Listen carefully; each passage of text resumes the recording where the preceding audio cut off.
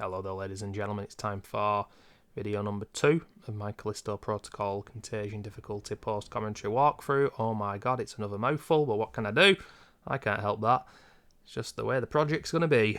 But yes, this is the Outbreak chapter, and this is when we get into the core gameplay. Now we can skip the cutscenes, unlike when the game was released for many months. I can't remember exactly when they allowed you to skip cutscenes. I don't know if I completed Contagion when you couldn't skip cutscenes, but thank God you can now. But I was mentioning before about hardcore. With hardcore, the drops from enemies are less substantial, and as such, I think that you will die more on hardcore than you will on Contagion. So you might say, well, Alex, why didn't you bring hardcore to the channel? Because I feel that Contagion is more interesting, because you get more drops, you can fight back more than you can in hardcore in a diverse kind of way. On hardcore, you can't shoot your guns, you really can't, because you are not getting that ammo back, and you can upgrade so little that everything is underpowered. Your GRP, the kinesis, that's underpowered, your baton is underpowered, your guns are underpowered, and you just end up fighting the enemies for way too much longer than you should. And hardcore showcases the game's flaws in regards to its combat. But if you're playing, like, for example, max security, for me personally, max security is the best difficulty on the game. Just ahead of Contagion, but I wish you could choose where to save, because if you could, I would choose right before the water slide, because the water slide, ladies and gentlemen, I actually think it's really good. I think the immersion you get from going down the slide is kind of exciting, and I think it's one of the best things about the game is they made one of those on-rail sections really fun. It's obviously a rip-off from the start of The Evil Within, where Sebastian's going down the blood slide, but this is a lot better, and it's a lot more dangerous. No one ever dies to that after the first playthrough. It's pretty linear. It's right at the start of the game, but with the water slide, it's exciting. But on Contagion, I absolutely hate it, because it's at the end of the chapter and you're just shitting yourself. My heart was pounding at times during this playthrough, ladies and gentlemen. And it's like I said in the previous video, it's the psychology of knowing that you're going to lose all that progress. And when I was a kid, I lost progress all the time because I was playing on like a Mega Drive and you yanked to the controller and it moved the console, and you've lost 2 hours of gameplay and you didn't give a shit because you had no concept of time. But anyway, here we go. 3 bald men going at it here, ladies and gentlemen. Maybe I'll get involved and make it 4 bald men. Damn, son. But yes, a lot of people were surprised when this game came out how you just have to dodge left and then right. Left and then right. You know, The Last of Us 2 isn't built on melee like this game is. Your core gameplay is gunplay and then melee. Whereas this game, it's kind of both, or I would say melee is more important than the guns. Overall, there are certain occasions where that's not the case. But the enemies in the first half of the game will either do a 1-hit combo or a 2-hit combo. So there he goes in for a 1. I wait a split second, that's all you can wait, and then I hit again. And that is basically the core loop of this game's gameplay. But there, you've just seen something very interesting indeed.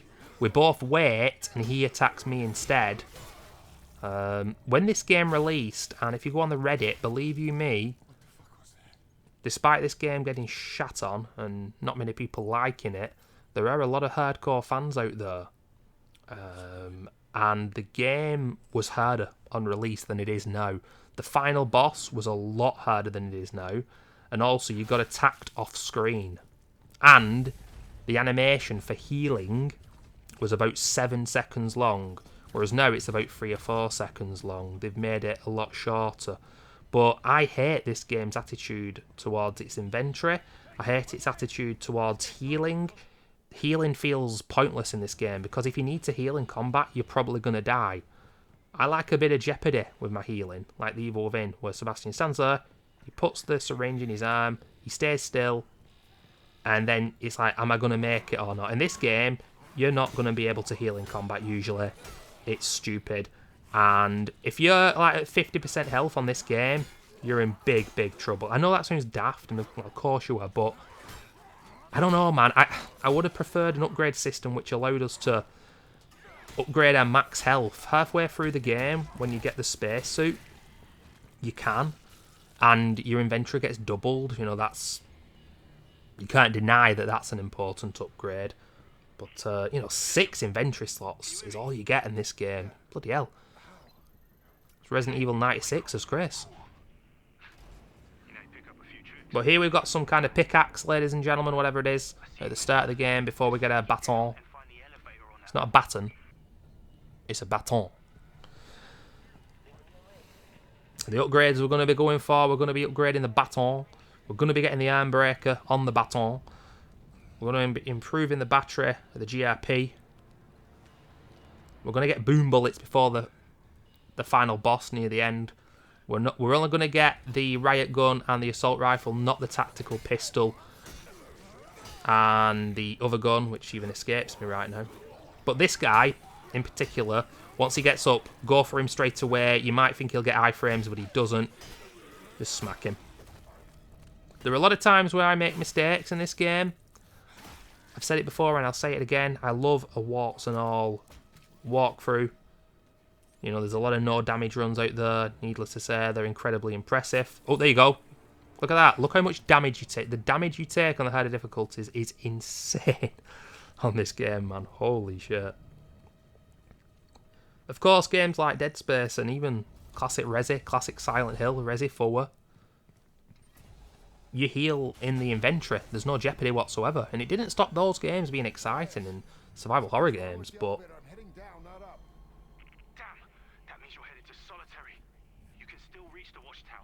you know, the game tells you get more health halfway through the game, but you don't even feel it.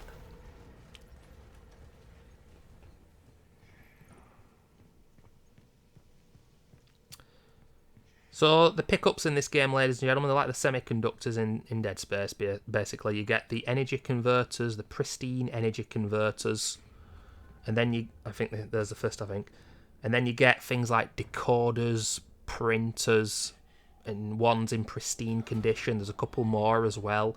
Just to let you guys know, on Contagion and Hardcore, those are halved. So if they're 100 on Easy, Normal, or Hard, on Contagion and Hardcore, they're worth 50. If something's worth 500, it'll be 250, you know. So the drops are less plentiful overall. The amount of credits you get and the amount of ammo is, I think, a little less. And the enemies hit like trucks on Contagion and Hardcore. But I did a test run on max security before I did this project, but it was a couple of months ago, and then I had to do other things other than video gaming. Unfortunately, I couldn't get around to doing this.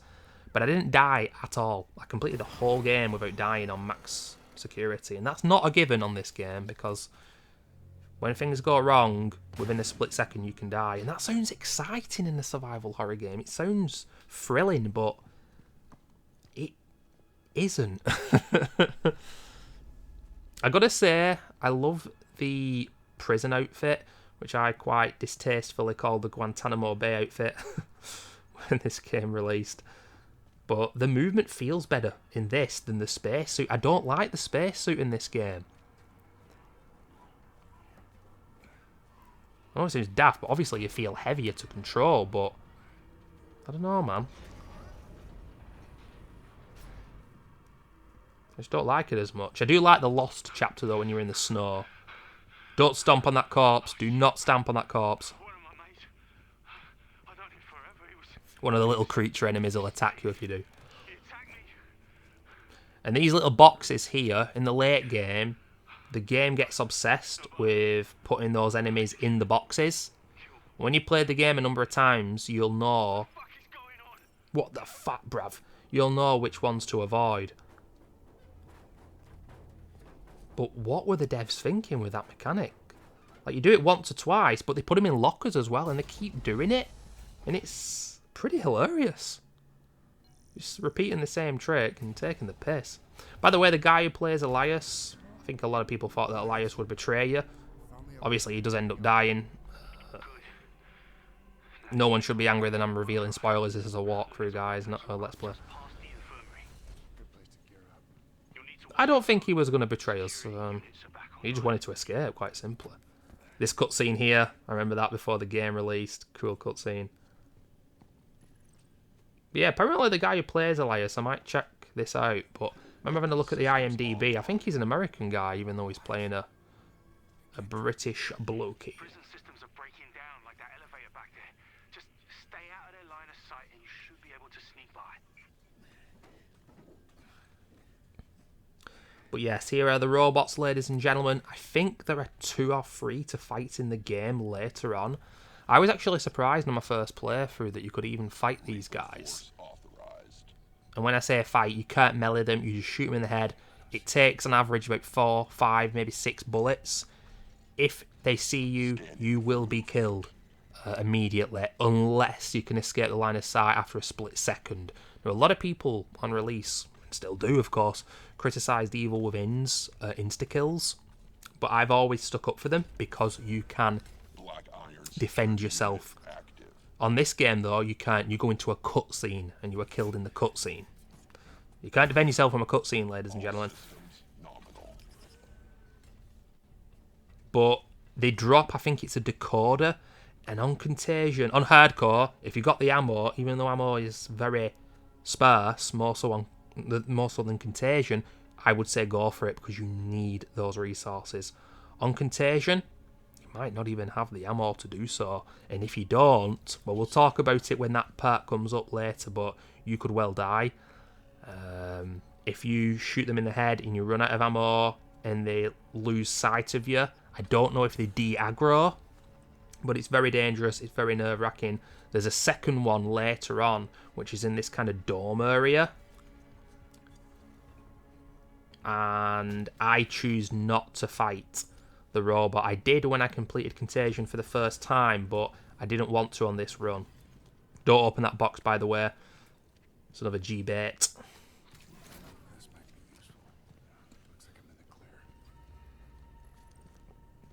Take the fuse. This is a mechanic that the game follows a lot. We're just going to go off the beaten track here. You don't do that very often. This is an ultra-linear game. You know, you get linear games in the modern day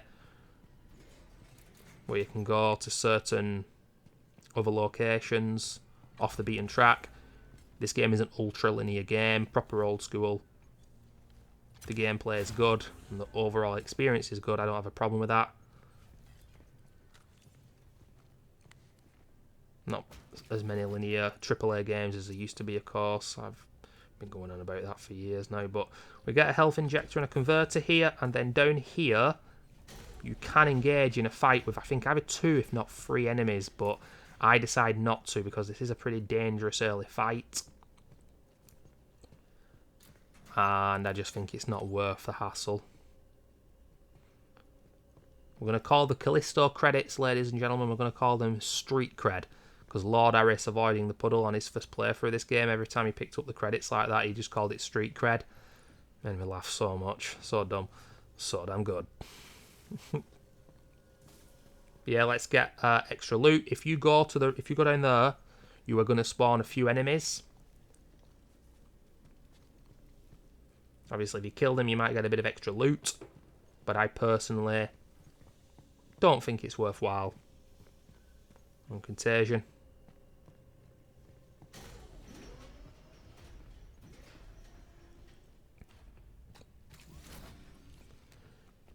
But yeah, by the end of this game, I was getting a bit frustrated with it. And I've kept one of my deaths in the actual video. And I don't even know why. I don't die to the water slide. I die twice to the second insta-kill. And I must be doing something wrong. But I'm going to keep it in. And then explain what I was doing wrong. Now, this guy, I've watched other people do this, and this guy tends to always grab you, and there's nothing you can do about it. But he's gone for a 1-hit there, not a 2-hitter. He's just gone in for the 1-hitter, and then there. He always grabs you. I watched quite a few other people do this, and happened for them as well.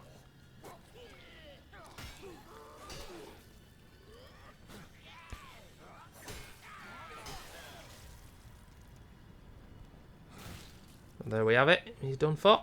12 street cred, and we move on. Getting out towards the end of Outbreak already. Epilepsy warning in this room, ladies and gentlemen. Sorry. What they were thinking of, I don't know. But this is quite a tough little area now. I think there's 2 of them. If this is the room I'm thinking of. And it's a bit unnerving when you play this game for the first time at all. Or when you do your first hardcore Contagion run. When there are 2 enemies, I think I said it in the prior video. I don't know if I said it at the start of this video. On release, enemies could attack you off screen. And if you were fighting one enemy, the other enemy could just hit you and you couldn't defend yourself. And the hardcore Reddit fans want that to be brought back. They want a day 1 patch version of the game. That's what they always say. I'll speak about that later, but all you can do is hit the guy that's in front of you. I think something goes wrong here, because it tends to on this game immediately. Ooh, I decided to hit him. No, watch this. Ooh, I thought I was going to hit the other guy. Oh no. When you kill one, the other will disappear. It is possible to kill both. I've done it before. I don't think he comes back out through the vent. I have watched a few other people escape that room without a fight. But of course, when you're going fast, it's always easy to do when you've done it before and you feel confident. Because this game is quite janky. You can easily run up against walls.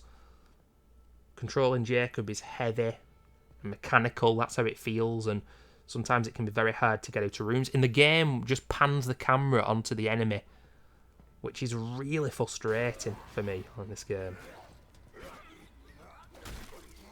As we can see, we've got the spikes there in the background, but we've not got a GRP yet. There, you see that? He's blocking that attack.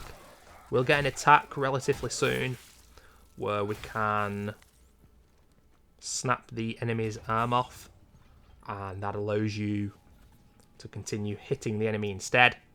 They can't defend themselves as well. And I would say go for that ahead of pure damage in the baton. Because breaking their arm is better than the damage early doors, I think. But I don't know if I adhere to that, but that would be my advice. I was actually having a look at how many walkthroughs there are of this game on Contagion. And there's some videos where people have made a video kind of explaining the difficulty. Get like 30, 40, 50,000 views. And then the guy who's done an actual in-depth walkthrough, absolutely fantastic video, he's got like 7,000. There really is no justice, is there, ladies and gentlemen? But yeah, there's not many walkthroughs for this game, and I'm happy to have brought this to the channel, but overall, the gameplay isn't great. We are going to half-arse and wing it for a lot of this playthrough. Now, you can stealth kill this guy. I wasn't expecting him to turn around, and he does. But all you can do is just remain focused. Stay calm when they attack you. Just, ooh, look at that. What is he doing there? There's a 1 attack. Finish him off. This guy's behind us. Now, what I would say on this game, obviously, as you can see, I've immediately attacked there. But what I tend to do on this game is I'm mashing the left stick. I'm mashing the left stick, left or right, ready to dodge at all times. If my back is turned to an enemy, if I'm running away from an enemy, although I'm pressing the LB button on the Xbox or L1, you know, on the PlayStation, I'm still mashing either left or right and keep just mashing it, tap, tap, tap, tap, tap, tap, tap, just in case they're going to swing at me and I need to avoid them. I think you still will dodge even though you're not facing them. But yeah, as you can see there, Elias' anticipation. On release, you couldn't do that. You couldn't run away and listen to the audio log. I know why devs are doing that. It's because, oh, you'll miss the next cutscene or the next lower. Well, Dead Space, Bioshock, these games didn't do that. Some of the best audio logs in gaming history, man. I'm sending in Squad 9. This is the guy who plays Deconsent John in Days Gone. Good performance, played a good bad guy in this game. And I am going to be playing Days Gone in 60 FPS soon, ladies and gentlemen, my PS5. I can't wait. That was a sick game. Don't think I'm going to bring it to the channel, but never say never. Never say never. You're harder than I thought. Yes, bruv. Keep going now. I found a safe room up ahead. But, ladies, gentlemen, and bruvs, I'll see ya for Aftermath.